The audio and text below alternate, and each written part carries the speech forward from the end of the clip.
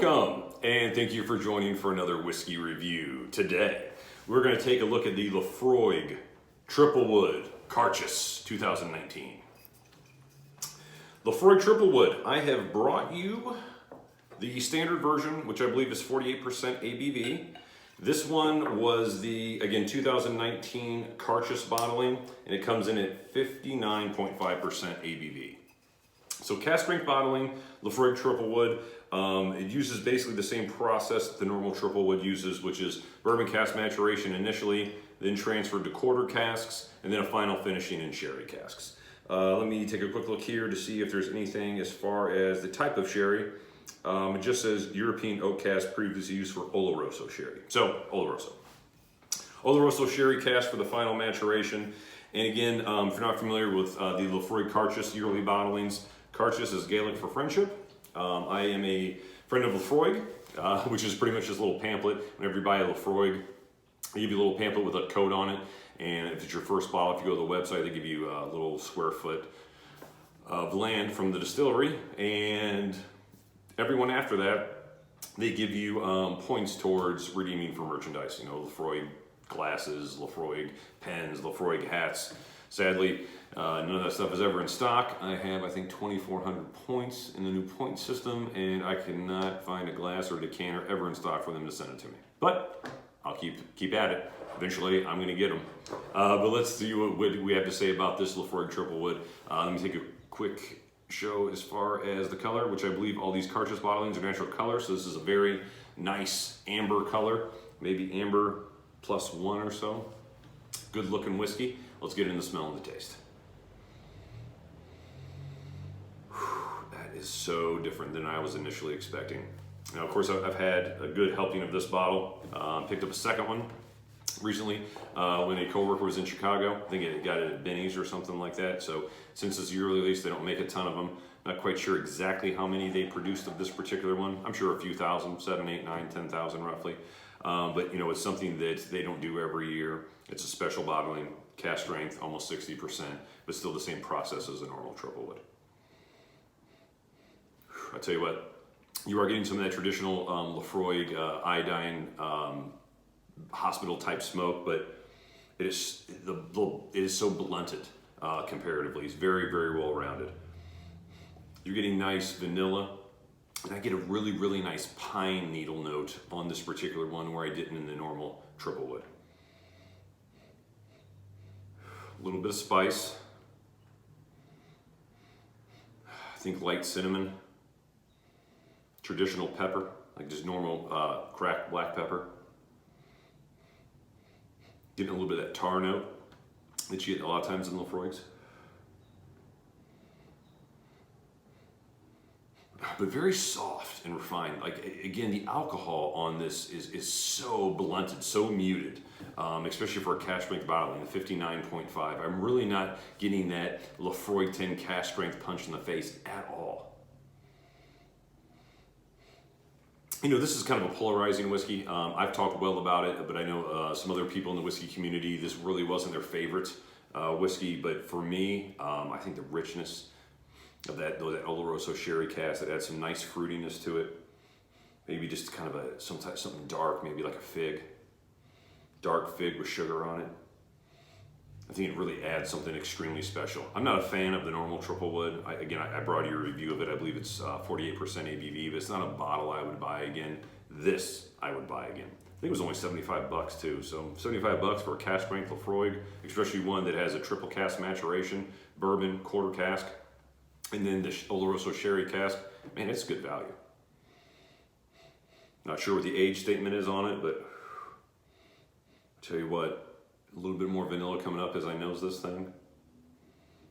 That light pine needle, so nice. You can almost smell the stickiness from the pine needle.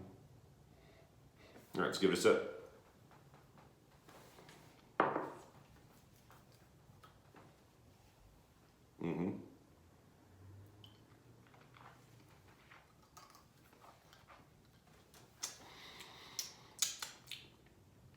More typical of Laphroaig on the palate as compared to the nose. It is a bit more medicinal, a bit more smoky on the palate than what I was getting initially on the nose. Spices, cinnamon, black pepper. Then those traditional tar, smoke, iodine notes are coming up in this one. Then it kind of just transitions into some light milk chocolate with just that twinge of pine again. I think pine tar on a baseball bat. Not traditional, like say, you're not like walking through a wooded area where there's pine needles on the ground. It's not quite that. It's more pine tar.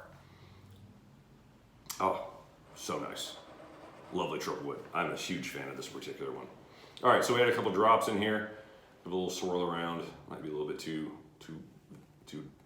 strong of a swirl, but move this along just a tad.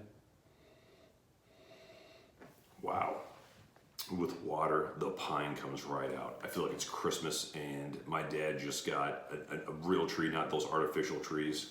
And he got a bowl of water and he stuck the tree in the water, has the stands up. I'm trying to figure out what I got for Christmas. Going around, I'm getting a little bit of that water with a few pine needles in it sort of smell.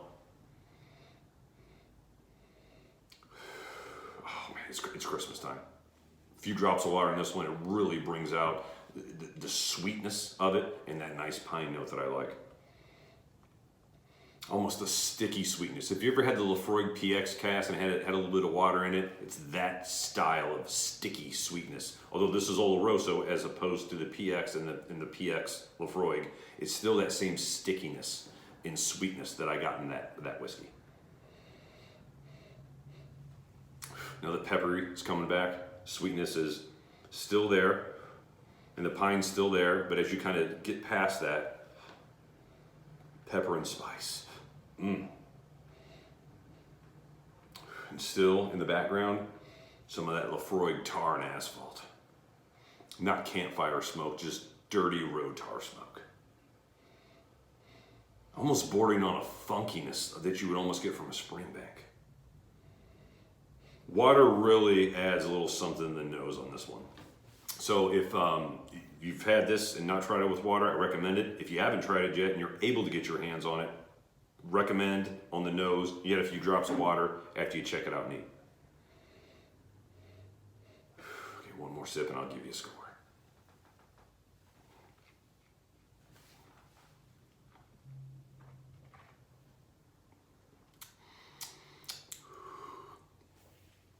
Initially spice.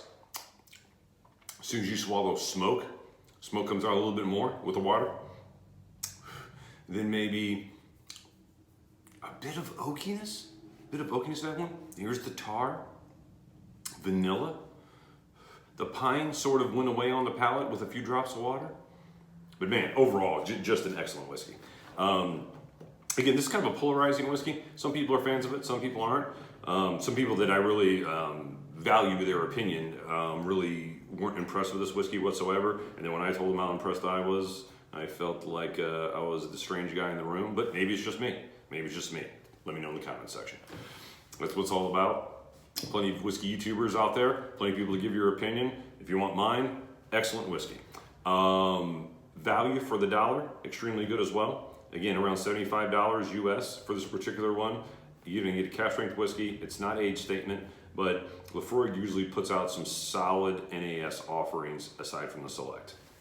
As far as a whiskey score on this one, I'm at 88 out of 100, which is a pretty solid score these days for me. I think this is definitely worth the money without question. If I saw 2 or 3 of these on the shelf somewhere, I would instantly buy all of those bottles on the shelf. It is something that I do have an extra bottle, but I want to go back to this as much as I possibly can, and a whiskey that I wouldn't mind having around for years to come. Those are my thoughts. I'd like to hear what your thoughts are in the comment section if you happen to have one of these. Until next time, I want to thank you for joining for another whiskey review, and as always, I wish you